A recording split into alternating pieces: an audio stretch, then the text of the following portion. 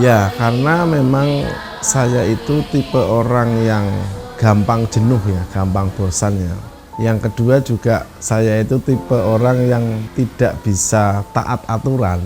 Sehingga ketika saya harus berangkat pagi, pulang sore, kemudian harus mengerjakan tugas-tugas yang notabene itu adalah rutinitas keseharian yang menurut saya itu menjenuhkan, sehingga saya putuskan ya sudahlah, ini berarti tidak cocok buat saya, karena itu tadi saya orangnya mudah jenuh dan susah untuk diatur.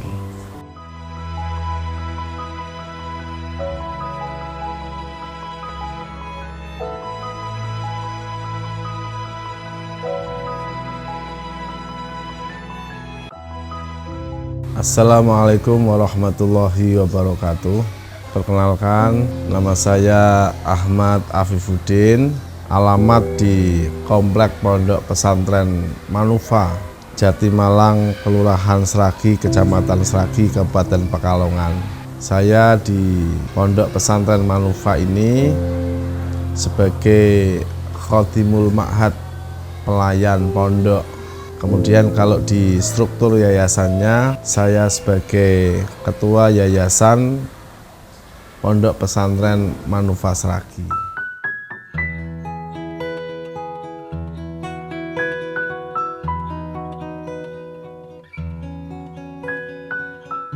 Dulu saya setelah lulusan SD itu mondok di Pondok Cetak Kidul Wonopringgo, sembari sekolah jurusan jenjang SMP ya. Kemudian berlanjut ke jenjang SMA. Selanjutnya saya pindah ke Pondok Al-Falah Ploso, Kediri, Jawa Timur. Sana kemudian selesai, dilanjutkan kuliah, ambil S1, kemudian ya ambil S2. Dan sebelum saya di pondok ini, saya pernah beberapa kali bekerja di perusahaan, ya meniti karir lah, juga untuk pengalaman di dalam dunia pekerjaan. Dari mulai di perusahaan rokok lah, beberapa merek produk rokok saya pernah masuk di situ. Kemudian di alat telekomunikasi, pernah juga di Kementerian Agama sebagai ASN. Dan akhirnya karena melihat situasi keadaan anak zaman sekarang, yang mana anak itu ketika SD, kemudian pagi SD, sore TPQ. Namun kalau sudah lulus SD, mereka enggan untuk ngaji lagi. Sedangkan kebanyakan di TPQ itu kan hanya mempelajari tentang dasar-dasar cara baca Al-Quran. Kemudian selesai di wisuda, mereka tidak mau melanjutkan ngaji lagi, sedangkan baca Quran dan pendalaman ilmu agama itu masih kosong. Maka dari itu saya punya keinginan, niat untuk berkhidmah, ya dakwah, bagaimana caranya agar anak di usia dini ini mendapatkan ilmu umum, juga mendapatkan ilmu agama dalam satu jalur. Maka saya di tahun 2021 mendirikan Sekolah Dasar Islam Terpadu Manufa.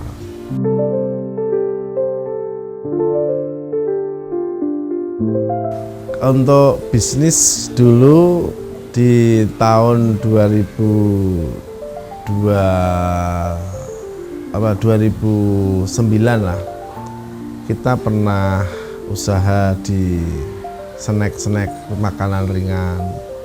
Kemudian berlanjut lagi di sempolan. sempolan ayam itu, sempolan bandeng juga yang pernah booming ya di Kabupaten Pekalongan. Setelah itu juga pernah buka rumah makan yang namanya Ayam Petir. Selanjutnya pernah juga jualan pakaian adat Bali di Denpasar sana. Dan akhirnya COVID, setelah itu tahun 2021 awal berdirilah Manufa ini. Ya, karena bisnis yang saya geluti itu sifatnya adalah sifat sementara untuk kegemaran anak. Contoh ya, anak itu suka snack-snack yang pedas itu kan. Nah, kita ngejar itu rame sekali lah. Kemudian ada inovasi baru lagi dari kompetitor loh. Nanti kita redup lagi. Jadi intinya kita harus selalu berinovasi sehingga bisa diterima oleh masyarakat umum. Lah, karena mungkin keterbatasan daripada kami dan istri, sehingga untuk mengejar keinginan-keinginan konsumen itu yang kita kewalahan gitu. Kalau yang paling mengesankan itu dulu kita di bisnis pizza, burger, dan sempolan. Dulu kita pernah ikut kontes ya, lomba ide bisnis, kemudian pemuda pelopor, ya alhamdulillah bisa dapat juara lah untuk mewakili Kabupaten Pekalongan ya. Nah, namun sampai akhirnya ya karena itu banyak pesaing-pesaing yang mana itu adalah tantangan kita.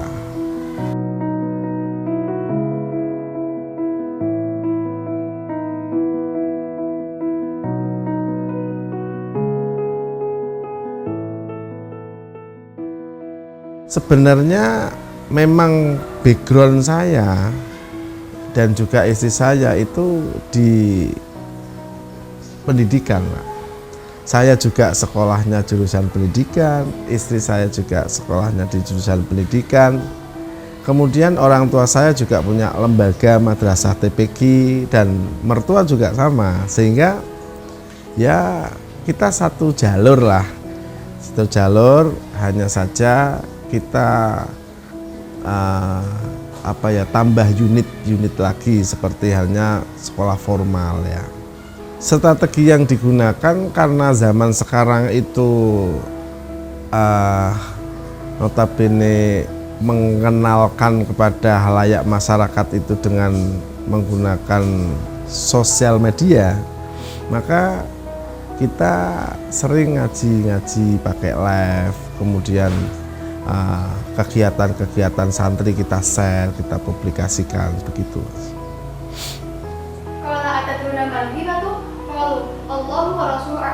Untuk mempertahankan keberadaan siswa TK maupun SD maupun santri yang mondok di sini, kita menggunakan sistem kekeluargaan.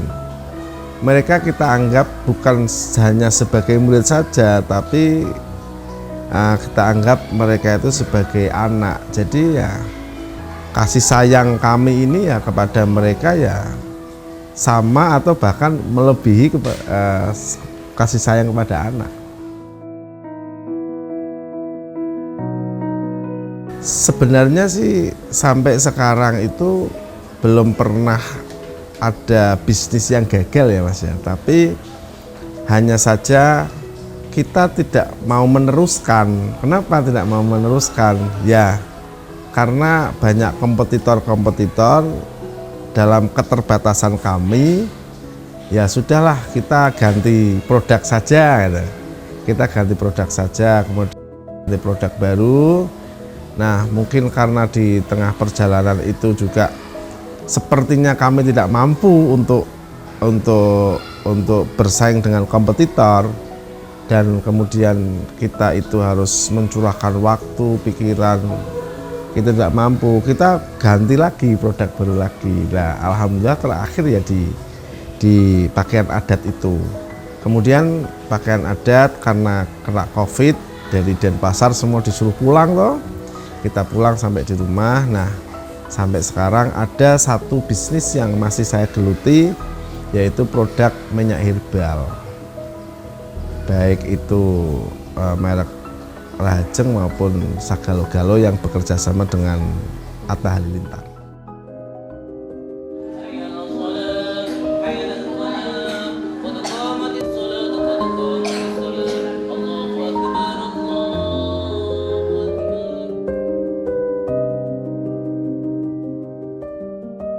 Alhamdulillah sampai sekarang masih berjalan ya untuk nyuplai operasional pondok ini.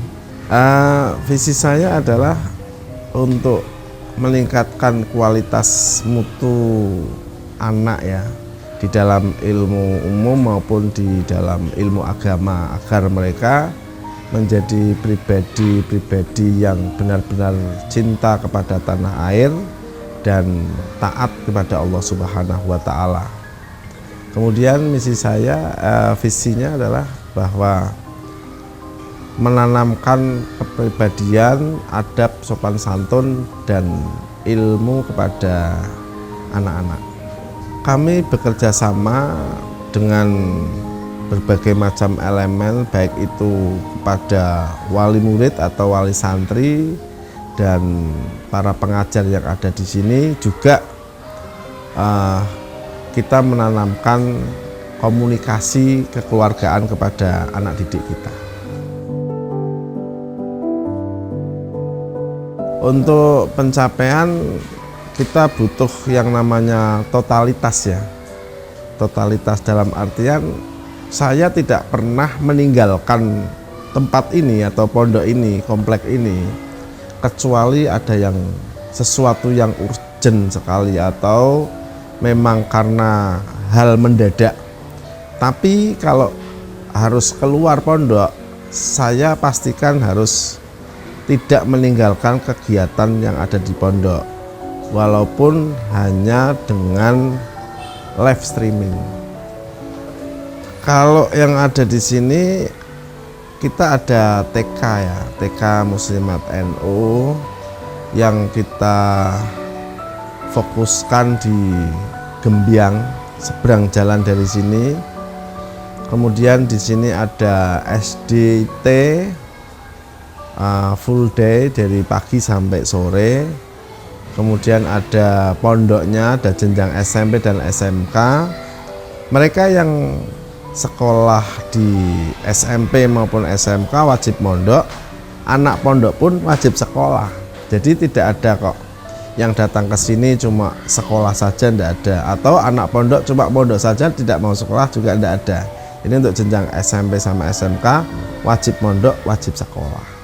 Kalau jumlah santri yang mukim di sini kurang lebih 320-an lah putra putri ya. Untuk yang lainnya kan mereka berangkat pagi pulang sore. Targetnya sebenarnya kami ingin ke jenjang yang lebih tinggi ya, seperti universitas dan lain sebagainya. Namun saat ini mempertahankan santri yang notabene setelah lulus SMP kemudian berlanjut lagi ke SMK dan bisa berlanjut ke universitas perguruan tinggi, ini tantangannya sangat luar biasa ya, karena mereka terpengaruh dengan dunia elektronik. Kembali lagi karena saya itu memang basicnya adalah di dunia pendidikan, jadi mengalir saja dalam artian untuk pengelolaan seperti halnya promosi sekolah, kemudian desain yang ada di pondok ini ya kita terapkan seperti halnya di dunia bisnis itu ya, promonya ya. Tapi untuk pengelolaannya ya di dalam manajemen pendidikan yang kita kuasai.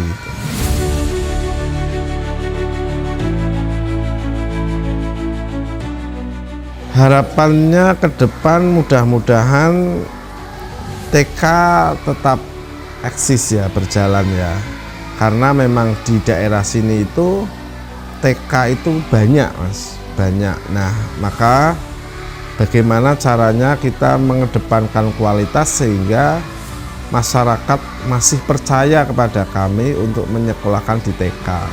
Kemudian di SD ya, karena kita SD swasta, kemudian kita menerapkan 3 program dan 2 guru setiap satu kelasnya, dan juga ada 2 jenjang juga antara jenjang klasikal dan jenjang umum, sehingga murid di sini itu berbayar, sedangkan sekolah lain itu karena negeri ya gratis. Nah, bagaimana caranya kita juga mengedepankan kualitas anak-anak pondok juga mudah-mudahan di sini ya betah seperti di rumahnya sendiri.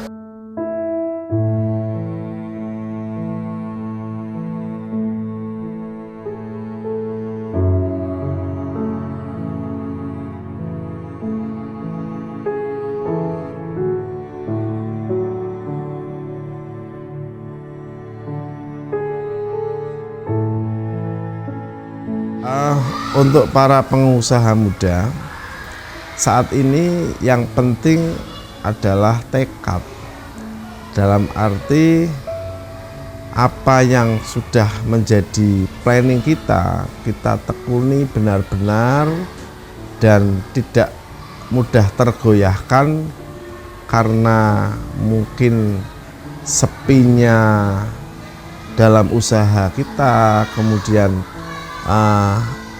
ada pesaing kita yang seperti saya alami ini. Dulu karena takut dengan pesaing-pesaing yang ada sehingga kami down, itu ternyata tidak menjadikan kita itu maju, tapi malah justru menjadi kemunduran. Maka dari itu pesan saya, apa yang sudah menjadi keyakinan, tekad, sudah ditekuni saja, insya Allah nanti ada hasilnya. Butuh belajar, seperti halnya saya di dalam untuk promo-promo sekolahan, mengenalkan kepada masyarakat. Saya banyak melihat seperti jenengan seperti ini. Saya pengen belajar untuk bisa paling tidak bisa menduplikasi punya jenengan, ya menyerap ilmunya dari jenengan. Itu yang paling penting Mas. Bisa melalui langsung komunikasi ataupun nonton konten-kontennya, ataupun ya mengamati langkah-langkah yang akan kita menjadikan sasaran untuk media belajar. Untuk mempertahankan, yang pertama adalah bahwa kita harus berkeyakinan manusia itu hanya ikhtiar dan usaha, kemudian hasil semua diserahkan kepada Gusti Allah. Dan apapun yang kita dapatkan, ya kembali lagi kita harus rela dan ridho, semua itu sudah menjadi ketetapan Gusti Allah. Kunci sukses menurut saya adalah khairunas anfa'uhum linnas. Kita menjadi orang yang bisa memberikan manfaat kepada orang lain. Kalau kita bisa mensukseskan orang lain, otomatis insya Allah kita orang yang sukses.